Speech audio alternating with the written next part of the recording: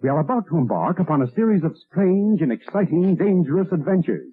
Adventures that will lead us to all parts of the world. Hello and welcome to another Bad Comic Review. This time we're looking at Absolute Power Task Force VII, Issue 4. This is a 7-part miniseries from DC Comics in 2024. This issue was written by Pornsak Pichetshote, art by Claire Roe, Lee Loughridge on colors, Dave Sharpe letters, Pete Woods did the cover. Ivan Cohen, associate editor, Katie Kubert, editor. The cover's okay, could have been a little bit more dynamic than just Failsafe lurking above the characters here, and everybody looks very effeminate, like they're wearing lip gloss. So it's okay, not my favorite by any stretch. So hiding deep within the Court of Owls lair are some of our heroes, and Failsafe is hunting them. So we have Voodoo, Robin, Nightwing, Miss Martian, the Ray, and they are trying to come up with some kind of plan. We see that Miss Martian is a little unused to her natural abilities because she's used to having her telepathy and shapeshifting and all the other stuff that comes along with it from being a Martian. How those powers got stripped away is a little unclear because she's not technically a meta. Those are natural powers, much like Superman's. So they don't really go into great detail on that, just kind of go with it. Well, while Voodoo is out trying to look around, she gets attacked by Failsafe and the others have to come to her defense, and they have these experimental weapons that are supposed to help, but they really don't. Then Failsafe does something very Batman and hurts somebody pretty bad, and that makes everybody freak out and act like they've never done this before. Like they've never seen anybody get mildly hurt. In this case, it's not such a devastating wound that's going to kill anyone, but it is going to incapacitate someone, and they all freak out. So everybody responds like an emotional basket case and gets themselves in big trouble. And Failsafe reveals that he has some new powers to go with the old ones. Steve Trevor, for his part, is trying to figure out what is going on. He has infiltrated the section of the prison where the supervillains appear to be building something, which looks vaguely like a Stargate. And by vaguely, I mean it looks a lot like a Stargate. So I guess SG-1 is going to show up? I don't know. Unlike previous issues, I think this one was a bit weaker. Not the worst thing I've ever read, but definitely not the best. Was it worth $4? No, not really. The art's okay, not too bad. I thought the interior art was much better than the cover, but not my favorite. Unfortunately, I thought the characterizations were largely kind of lazy. Everybody reacts overly emotionally instead of with the calculating logic of a combat vet, which most of these people are. They've seen a lot of violence over the years. So what sets them all off is borderline ludicrous because they've inflicted damage like this to others before, and they've definitely have seen it before. They've seen people get killed before. So the way everybody overreacts to the situation just plays right into Failsafe's hands. And I suppose that was just a MacGuffin to get the story going, but it doesn't make a lot of sense for the characters, especially two street-level vigilantes like Robin and Nightwing. They have seen this kind of violence perpetrated by Batman and their other allies before, and they've absolutely seen it from supervillains before. So them overreacting really didn't seem to be within character. It was just sort of an overly cinematic response that is kind of trite. So I'm not going to recommend this one unless you can get it out of a dollar bin. The core ideas are fine. It's just not that good of an installment in the series, and it really doesn't add anything to the overall narrative other than the Steve Trevor scene. And even that is incomplete because you have to have read the previous issues and probably the future issues to really understand what's going on with that. And it was absolutely the most interesting part of this issue. So if you're a completionist like I am, you'll probably want to pick it up, but I would say get it at a discount and just wait, or get the trade paperback cheap, because so far issue 2 is the shining star in this miniseries, and the others are just kind of readable, which is not a stellar recommendation. So that's going to do it for this one. Thank you so much for listening and supporting the channel. If you enjoyed the video, please hit the like button and don't forget to subscribe so you don't miss future reviews. If you'd like to help the channel out in other ways, links are in the description to various support methods. And as always, we hope to see you on the next one.